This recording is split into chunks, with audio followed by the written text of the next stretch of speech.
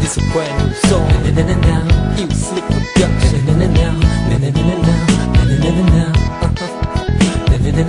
you ready for this? Now. แค่จับมือฉันนั้นเอาไว้ไม่อยากให้เธอต้องไปไหนมีเธอใกล้ๆหัวใจเต้นแรงทันทีและอยากให้พูดคำนั้นบอกคำว่ารักกันทุกวันให้โลกใบนี้ทั้งใบ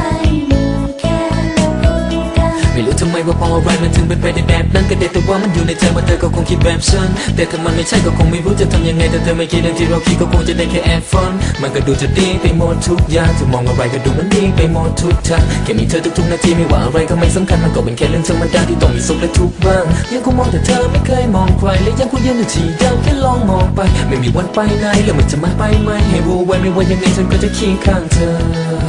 ส่งความห่วงใยให้เธอผ่านเสียงเพลงแต่เธอได้ยินก็คงเข้าใจถึงความรู้สึกที่มีข้างในมีเธอเป็นแรงบันดาลใจทุกครั้งที่เขียนเพลงวันๆก็ร้องนั่นเงาเธอเลือกเป็นหรือเปล่าเธอก็รู้ก็ว้าวนี่ละอันดึกว้าวต้องขอโทษที่เพลงมันแววว่าไงที่รักเธอนับมันทันหรือเปล่าถึงฟังไม่ทันแต่ก็จะรักเธอรับประกันหรือเปล่ามันอาจไม่พอจนถึงกับจับหัวใจแต่ก็จะขออยู่แค่ระดับหัวใจไม่ว่าลำดับเท่าไรแค่จับมือกันเอาไว้แม้ไกลแต่เราจะไปด้วยกันแค่จับมือฉันนั้นเอาไว้ไม่อยากให้เธอต้องไปไหนมีเธอใกล้ๆหัวใจเต้นแรงทันทีและอยากให้พูดคำนั้นบอกคำว่ารักกันทุกวันให้โลกใบนี้ทั้งใบมีแค่เราคู่กันไม่มีปัญญามาอธิบายให้มันเป็นสูตรสำเร็จแค่พยายามตั้งมากมายสุดท้ายก็พูดไม่เป็นก็กลายเป็นเธอไม่เห็นต้องเสียเวลามันไล่เลียงแต่ที่เขาเรียกว่าความรักกันจะไม่ใช่แค่ใกล้เคียงและก็จะไม่เปลี่ยนไม่ว่าเธอจะเคยเป็นคนว่องไวนั่นก็บอกถึงเหตุผลของใจแสดงผลของมัน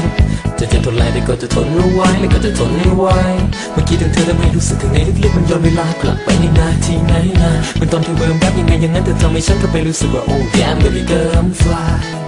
ที่เธอให้มานะมันคือสิ่งที่มีค่าจนฉันไม่รู้จะตอบแทนยังไงก็ทั้งชีวิตที่ผ่านมาได้เจอกับเธอก็ถึงเวลาในคนที่ฉันได้มีโอกาสได้ตอบแทนในใจตอบแสลงนี้ไปในทุกๆวันที่เธอพร้อมในคิดถึงกันในทุกๆเพลงที่เธอร้องเล่นในที่ฟังไว้ก็แค่เพียงมันซ้ำอีกครั้งถ้าเพียงมันพอฟังได้ให้เธอมั่นใจจะนานเท่าไรก็ยังมีฉันไม่ห่างไปไหนก็แค่ให้เราจับมือกันไว้ไม่ว่ายังไง